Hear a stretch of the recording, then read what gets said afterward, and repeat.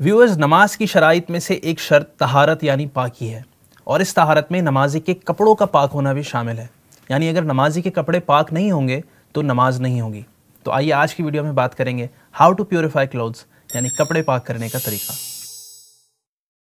Viewers, सबसे पहले तो ये याद रखें कि कपड़े के जिस हिस्से पर नजासत लगी है सिर्फ वही हिस्सा नापाक होता है, मुकम्मल कपड़ा नापाक नहीं होता। लिहाजा अगर सिर्फ उसी हिस्से को पाक कर लिया जाए तो काफ़ी होता है, यानी कपड़ा मुकम्मल तौर पर पाक कहलाएगा। अब नजासत की दो हालतें होती हैं, एक ये कि वो नजासत कपड़े पर विजिबल होती है यानी देखी जा सकती है, और दूसरी नजासत वो कि कपड़े पर लगने के बाद अगर वो खुश्क हो जाए तो वो दिखती नहीं। जैसे कि यूरिन जब कपड़े पर सूख जाए तो बाज़ औक़ात पता नहीं लगता कि किस हिस्से पर लगा है। पहली सूरत में यानी जब नजासत कपड़े पर विजिबल हो तो नजासत वाले हिस्से को बाआसानी पाक किया जा सकता है। उसका एक आसान तरीका यह है कि उस नापाकी वाले हिस्से को पकड़ें और किसी नल के नीचे ले जाएं। अब मुनासिब धार में नल खोल दें कि आप पर इस एहतियात के साथ कि नापाकी वाले छींटे ना आएँ।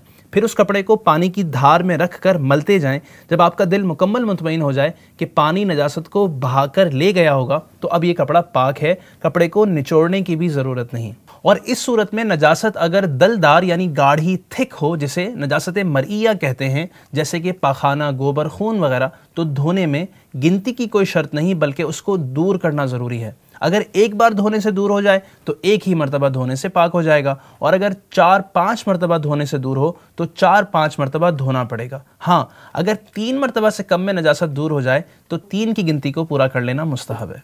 और ये याद रहे कि अगर नजासत दूर हो गई मगर इसका कुछ असर यानी रंग या बू बाकी है, स्मेल बाकी है, तो उसे भी दूर करना ज़रूरी है। हाँ, अगर उसका असर डिफ़िकल्टी से जाए तो असर दूर करने की ज़रूरत नहीं, 3 मरतबा धो लिया तो पाक हो गया। अब आते हैं नजासत की दूसरी हालत की तरफ, यानी नजासत गैर मरइया, यानी वो नजासत जो खुश्क होने के बाद दिखाई ना दे, जैसे पेशाब।